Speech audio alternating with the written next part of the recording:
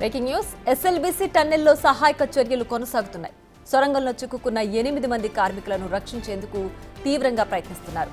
టన్నెల్లో 50 గంటలకు పైగా rescue operation continue అవుతోంది. అయితే మొత్తానికి తీవ్రంగా శ్రమించిన సహాయక బృందం టన్నెల్ బోరింగ్ మిషన్ దగ్గరకు చేరుకుంది. బురదలో మరో 40 మీటర్ల ముందుకు వెళ్లేందుకు యత్నాలు చేస్తున్నారు. టీబీఎం ముందు భాగానికి వెళ్లేందుకు సిబ్బంది ప్రయత్నిస్తున్నారు. గల్లంతైన వారి కోసం బురదలోనూ ఎన్డీఆర్ఎఫ్ టీం గాలింపు చర్యలు చేపట్టింది.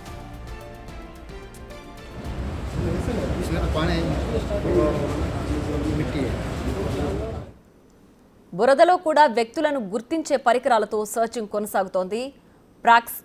ప్రాక్సీ ప్రోబ్ అనే అత్యాధునిక కెమెరాతో గాలింపు చర్యలు ముమ్మరంగా సాగుతున్నాయి. టన్నెల్ బోరింగ్ మిషన్లో సేఫ్ కంటైనర్ ఉంటుందని అంటున్నారు సిబ్బంది. కార్మికులు సేఫ్ కంటైనర్లోకి వెళితే ప్రాణాలతో ఉండే ఛాన్స్ ఉందని తెలిపారు. ఇక సిమెంట్ రింగులు విరిగిపడడంతో టీబీఎం ధ్వంసమైనట్లు చెప్పారు. సొరంగంలో ఉన్న కార్మికులు క్షణక్షణం ఉత్కంఠగా రెస్క్యూ ఆపరేషన్ కొనసాగుతోంది.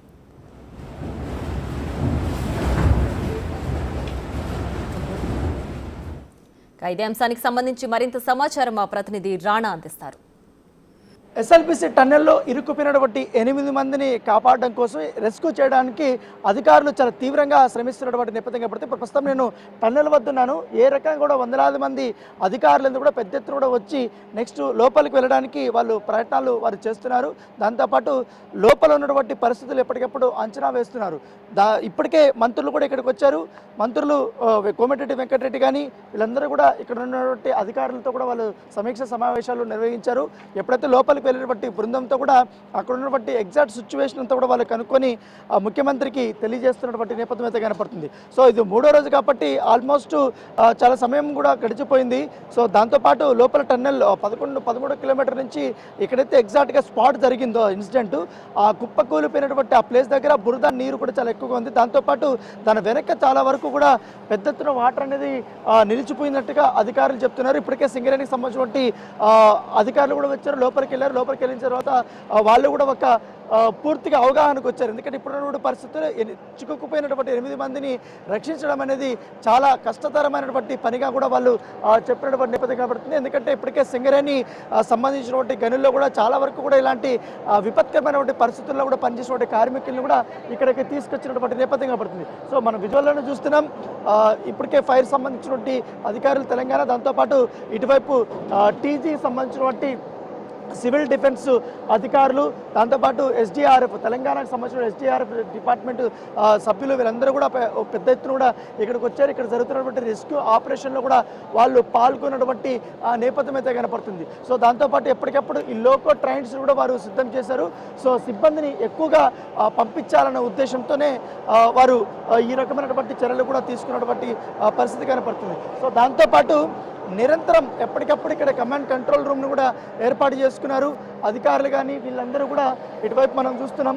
సో మంత్రి ఉన్నటువంటి ఈ ప్లేస్ దగ్గర ఇక ఎప్పటికప్పుడు ఆర్మీ అధికారులతో కానీ, ఎన్డీఆర్ఎఫ్ అధికారులు కానీ, ఎస్టీఆర్ఎఫ్ అధికారులతో కానీ వీళ్ళు సమీక్షా సమావేశాలు అనేది నిర్వహిస్తున్నటువంటి నేపథ్యం అయితే కనపడుతుంది. సో లోకల్ పోలీసుల యొక్క సహాయ సహకారాలు కూడా వాళ్ళు తీసుకుంటున్నారు. దాంతోపాటు జిల్లా కలెక్టర్ కానీ, మెజిస్ట్రేట్ కానీ వీళ్ళందరూ కూడా ఇక్కడే ఉన్నటువంటి నేపథ్యం అయితే కనపడుతుంది. సో దాంతోపాటు నేను ఇప్పుడు చూపిస్తాను ఆర్మీకి సంబంధించినటువంటి అధికారులు కూడా ఇక్కడ మెడికల్ క్యాంపును కూడా ఏర్పాటు చేసుకుని ఇక్కడ ఒకవేళ ఎవరన్నా ఇబ్బందికరమైన పరిస్థితుల్లో ఉంటే రెస్క్యూ టీంలో వాళ్ళకి వైద్య పరీక్షలు చేయడానికి సత్వరమే ఇవన్నీ కూడా పూర్తి స్థాయిలో ఏర్పాటు చేసుకున్నటువంటి విజువల్స్ అయితే మనం చాలా స్పష్టంగా కూడా మనం చూస్తున్నాం. సో ఇదైతే ఈ పరికరం దగ్గరకు మనం చూస్తాం. ఇది దాదాపు ఆక్సికో సంబంధించినటువంటి పూరా న్యాచురల్ డ్రైజన్ అనేది ఒకటి ఉంది. సో ఈ పరికరాన్ని కూడా ఇక్కడ వాళ్ళు తీసుకొచ్చినటువంటి పరిస్థితి కాబట్టి పూర్తిగా అన్ని కోణాల్లో కూడా ఎట్లా వాళ్ళని కనిపెట్టడానికి అంటే ఎంత దూరం వరకు ఎంత పరిస్థితులు ఉన్నాయనే దానిపై కూడా ఆర్మీ అధికారులు పలుసార్లు అక్కడికి వెళ్ళారు కాబట్టి దాని తగ్గట్టుగానే వీళ్ళు ఈ యొక్క ఎక్విప్మెంట్ని కానీ ఇవన్నీ కూడా తీసుకొచ్చినటువంటి సిచ్యువేషన్ అయితే కనపడుతుంది. మరోవైపు ఇక్కడ ఎన్డీఆర్ఎఫ్ సిబ్బంది మనం కూడా చూస్తున్నాం లెఫ్ట్ సైడ్లో. సో వారు చాలా తీవ్రంగా శ్రమిస్తూనే ఉన్నారు. గంటల కొద్దీ దాంతోపాటు అనేక పరికరాలు కూడా వాళ్ళు తీసుకెళ్ళిన తర్వాత ఎట్లా రెస్క్యూ చేయాలి ఏంటంటే ఎప్పటికప్పుడు అధికారులతో కూడా వారు మాట్లాడుతున్నటువంటి విజువల్స్ మన కమాండర్స్ కానీ వీళ్ళందరూ కూడా ఇక్కడే ఉన్నారు. చాలా రకాలైనటువంటి ఎక్విప్మెంట్ కూడా ఇక్కడ వాళ్ళు తీసుకెళ్తున్నారు. ఫ్రీక్వెన్సీ కానీ అక్కడ అన్నీ కూడా చెక్ చేసుకోవడానికి ఎక్విప్మెంట్ అంతా కూడా వాళ్ళు తీసుకెళ్తున్నటువంటి విజువల్స్ని కూడా మనం చూస్తున్నాం. దాంతోపాటు ఇటువైపు ఒక క్యాంపు పెట్టారు, మరోవైపు లెఫ్ట్ సైడ్ ఉన్నటువంటి ప్లేస్లో కూడా ఒక అధికారులు ఒక క్యాంపు పెట్టుకున్నటువంటి నేపథ్యం అయితే కనపడుతుంది. అయితే అక్కడ సిగ్నలింగ్ వ్యవస్థ కోసం అంటే ఇక్కడ క్యాంపు నుంచి ఒకరుంటే లోపల వెళ్ళేటువంటి వారికి అక్కడి నుంచి ఏం జరుగుతుందనేసి ఎప్పటికప్పుడు కనుక్కోవడానికి సిగ్నలింగ్ సంబంధించినటువంటి ఎక్విప్మెంట్ కూడా వాళ్ళు ఇక్కడ ఏర్పాటు చేసుకున్నటువంటి విజువల్స్ అయితే మనం చూస్తున్నాం. దాంతోపాటు ఈ అక్కడ ఏమి ఇబ్బందులు లేకుండా కూడా పూర్తి స్థాయి వాళ్ళు రెడీ అయ్యి ఇక్కడి నుంచి కూడా వాళ్ళు బయలుదేరబోతున్నటువంటి నేపథ్యం అయితే కనపడుతుంది. దాంతోపాటు ఇది 3వ రోజు. చాలా కష్టతరమైనటువంటి ఈ రెస్క్యూ ఆపరేషన్ కోసం శతవిధాలా కూడా వీళ్ళు ప్రయత్నాలు చేస్తున్నటువంటి నేపథ్యం కనపడుతుంది. సో ఇట్లా లోకో ట్రైన్ వల్ల నిన్న మంత్రి జూపల్లి కూడా ఆయన ఆల్మోస్ట్ 70 సంవత్సరాలు దాదాపు నిన్న 7 గంటల పాటు కూడా ఆయన టన్నెల్లోనే ఆయన గడిపినటువంటి పరిస్థితి. ఎగ్జాక్ట్గా అక్కడ ఏం జరిగింది, వాళ్ళు ఎట్లా మనం కాపాడుకోవచ్చు, లేకపోతే అక్కడ ఉన్నటువంటి ఎగ్జాక్ట్ సిచ్యువేషన్ ఏంటి అనే దానిపై కూడా ఎప్పటికప్పుడు ఇలా ఈ టన్నెల్లోకి వెళ్ళి తర్వాత ఈ లోకల్ ట్రైన్లో కూడా వెళ్ళి కూర్చొని నిన్నంతా కూడా చేసినటువంటి విజువల్స్ అయితే మనం చాలా స్పష్టంగా కూడా మనం చూస్తున్నాం. సో దాదాపు ఒక్క లోకల్ ట్రైన్లో 12 మంది దాకా కూడా కూర్చోవచ్చు. సో ఇటువైపు నలుగురు చొప్పున పూర్తిగా ఇట్లా కూర్చొని వందల మంది దాదాపు ఇప్పటి వరకు 60 మంది దాకా కూడా లోపలికి వెళ్ళి అక్కడ ఉన్న పరిస్థితిని వాళ్ళు సమీక్షించినటువంటి నేపథ్యం కనపడుతుంది. సో ఇప్పుడు వీళ్ళందరూ కూడా ఎన్డీఆర్ఎఫ్ సిబ్బంది కానీ వీళ్ళందరూ కూడా వెళ్తున్నటువంటి విజువల్ చూస్తున్నాం. సో మంత్రి కోమటిరెడ్డి కూడా ఇక్కడికి వచ్చారు. పూర్తి స్థాయిలో ఇక్కడ జరుగుతున్నటువంటి మొత్తం ఎంటైర్ రెస్క్యూ ఆపరేషన్ అంతా కూడా ఆయన మొత్తం చూపిస్తున్నటువంటి నేపథ్యం కనపడుతుంది. సో ఇక్కడ మరొక పూర్తి ఎక్విప్మెంట్ కూడా మనం చూస్తున్నాం. సరికొత్త ఎక్విప్మెంట్ కూడా అంతా చూపిస్తున్నాం. ఎందుకంటే మొత్తం ఎంతవరకు ఏంటి అనేది కూడా పియర్ పాయింట్ ఫ్లెక్స్ ప్రోబ్ అనేది ఒక ఎక్విప్మెంట్ కూడా తీసుకొస్తాను. పై ఎక్విప్మెంట్ కెమెరా అన్న ఇది లోపల చెక్ చేయడానికి కండిషన్ ఎలా ఉంది, మన యాక్సిస్ పాయింట్ నుంచి బియాండ్ యాక్సిస్ పాయింట్ వెళ్ళి చెక్ చేయడం కోసం. అంటే ఏంటి దీని పేరేం పేరు? ఇది పుష్ క్యామ్ అంటాం అన్న దీన్ని. ఇది మామూలు కెమెరా ఉంటుంది, ఫ్రంట్ కెమెరా ద్వారా మేము ముందు చెక్ చేస్తాం. ఇవేంటివి వైర్లు? అదే దానికి మన ఈ కెమెరాకి కనెక్షన్ కోసం అన్న. ఎంత దూరం వరకు క్యాప్చర్ చేయగలుగుతుంది? 120 మీటర్స్. 120 మీటర్సా? ఇప్పుడు మీ టీం అంతా వెళ్తున్నారు? ఇప్పుడు లోపలికి వెళ్తున్నాం అన్న. ఓకే. ఇవంతా కూడా క్యాప్చర్ చేయడానికేనా? ఇదేంటిది? ఇది సేమ్ దాని DVR అవి అన్న. ఇది కెమెరాకి మొత్తం మానిటర్ చేయడానికి కోసం మానిటర్ అన్న. ఇది ఇప్పుడు కెమెరా ఇక్కడ పెడతారా? అది కెమెరా దాని లోపల పంపిస్తాం, దాంట్లో మానిటర్ ఈ పైపుల ద్వారా పంపిస్తారా? అవునవును. దానివల్ల స్కాన్ చేసి ఫోటోలు తీసుకో. ఇది పుష్ క్యామ్ అండి.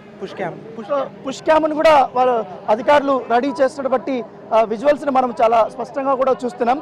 ఎందుకంటే దీని ద్వారా కూడా ఈ పైపుల ద్వారా వీటిల్లో కూడా కెమెరా పెట్టి అక్కడ ఎంతవరకు కూడా దాదాపు 200 మీటర్లు 150 మీటర్ల వరకు కూడా అక్కడ జరుగుతున్నటువంటి ప్రతి ఒక్కటి కూడా అక్కడ క్యాప్చర్ చేయడానికి వాళ్ళు ఈ యొక్క ఎక్విప్మెంట్ని వాళ్ళు రెడీ చేసుకుంటున్నారు. సో పుష్ క్యామ్ ఎక్విప్మెంట్ ఇదంతా కూడా సో ఎల్ఎన్టీ సంస్థ నుంచి కూడా వీళ్ళు వచ్చినటువంటి పరిస్థితి. సో వీళ్ళు కూడా రెడీగా ఉన్నారు. మరి కాసేపట్లో రెస్క్యూ ఆపరేషన్లో కూడా ఈ టన్నెల్ లోపలికి వెళ్తున్నటువంటి విజువల్స్ కూడా మనం చాలా స్పష్టంగా చూస్తున్నాం. దాదాపు 400 మంది దాకా కూడా ఇటువైపు ఉన్నారు. సో ఆల్మోస్ట్ వాళ్ళు కూడా అక్కడ ఎటువంటి జారి పడకుండా కానీ అక్కడ ఒకవేళ వాటర్ ఉన్నా కూడా అన్ని రకాలమైనటువంటి ఏర్పాట్లు వాళ్ళు రోపులు కానీ ఇవన్నీ కూడా చేసుకుంటున్నటువంటి విజువల్స్ అయితే మనం చాలా స్పష్టంగా కూడా మనం చూస్తున్నాం. ఎన్డీఆర్ఎఫ్ సిబ్బంది కూడా ఆల్మోస్ట్ రెడీ అయిపోయింది. సో తాడు కూడా మొత్తం రోపులు అన్నీ వాళ్ళు సిద్ధం చేసుకుంటున్నారు.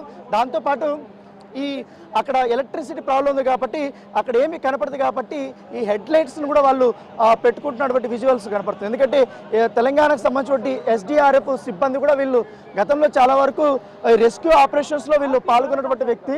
సో దీంతో పాటు ఇవంతా కూడా ఈ ఎక్విప్మెంట్ బురదను తీసేయడానికి కానీ మట్టి తీసేయడానికి కానీ ఇవంతా సైడ్ చేయడానికి వీళ్ళంతా చూస్తున్నారు. మరోవైపు అధికారులు ఎప్పటికప్పుడు ఎంతమంది వెళ్ళాలి ఏంటి అన్న దానిపై కూడా ఒక క్లారిటీ వచ్చింది. ఇప్పటికే లోకో ట్రైన్స్ను కూడా వాళ్ళు ఏర్పాటు చేసుకున్నటువంటి విజువల్స్ను కూడా మనం చాలా స్పష్టంగా చూస్తున్నటువంటి పరిస్థితి అయితే కనపడుతుంది. లోపలికి వెళ్ళేటువంటి ఎవరైతే ఆఫీషియల్స్ ఉంటారో వాళ్ళకందరికీ కూడా ఈ కిట్ ఇస్తారు. అక్కడ ఎందుకంటే నిన్ననే చూసాం ఆ బురద వల్ల, ఆ మట్టి వల్ల, ఆ నీటి వల్ల, లేకపోతే అక్కడ ఎలక్ట్రిసిటీ లేకపోవడం వల్ల కనీసం గాలి పీల్చుకోవడానికి కూడా లేదు. కొంతమంది ఆ మబ్బులో వాళ్ళ దగ్గర ఉన్న బట్టి ఈ యొక్క హెడ్ లైట్స్ ఉన్నప్పటికీ కానీ సరిగైన విజిబిలిటీస్ రాకపోవడం వల్ల కాలు అక్కడ పెడితే మోకాళ్ళెత్తు వరకు కూడా అక్కడ నిండిపోయింది, అక్కడ మడ్డులా కూడా పూర్తిగా ఉంది. సో ఈ నేపథ్యంలో ఎన్డీఆర్ఎఫ్ సిబ్బంది కూడా భయపడి వాళ్ళు వెనక్కి వచ్చేసినటువంటి నేపథ్యం కనపడుతుంది. సో ఈరోజు అలాంటి ఇబ్బందులు లేకుండా పూర్తి స్థాయి సరంజామాతో వాళ్ళు అన్ని రకాలైనటువంటి ఎక్విప్మెంట్స్తో వాళ్ళు ప్రయత్నాలు చేయడానికి లోపలికి వెళ్తున్నటువంటి విజువల్స్ అయితే మనం చాలా స్పష్టంగా చూస్తున్నాం. ఇటు మంత్రి కోమటిరెడ్డి వెంకటరెడ్డి, దాంతోపాటు జూపల్లి కృష్ణారావు వీళ్ళందరూ కూడా ఇటువైపు ఒక ఆఫీస్ని కూడా ఏర్పాటు చేసుకున్నారు. జేపీ అసోసియేట్స్ సంబంధించినటువంటి వాళ్ళతో, సింగరేణికి సంబంధించిన వాళ్ళతో, అలాగే ఇప్పుడు మన విజువల్లో చూస్తున్నటువంటి అధికారులందరూ కూడా చాలా కీ రోల్ పోషించేటువంటి అధికారులు, జిల్లా కలెక్టర్లు కానీ వీళ్ళందరూ కూడా నెక్స్ట్ ఎంతమంది వెళ్ళాలి ఏంటనేది కూడా అక్కడ ఉన్నటువంటి పరిస్థితులు ఏంటనేది కూడా మంత్రితో వివరించిన తర్వాత ఇప్పుడు వెళ్ళడానికి ప్రయత్నాలు వారు చేస్తున్నటువంటి విజువల్స్ని మనం చాలా స్పష్టంగా చూస్తున్నాం. సో మొత్తం రెస్క్యూ ఆపరేషన్ అనేది చాలా శరవేగంగా జరుగుతుంది.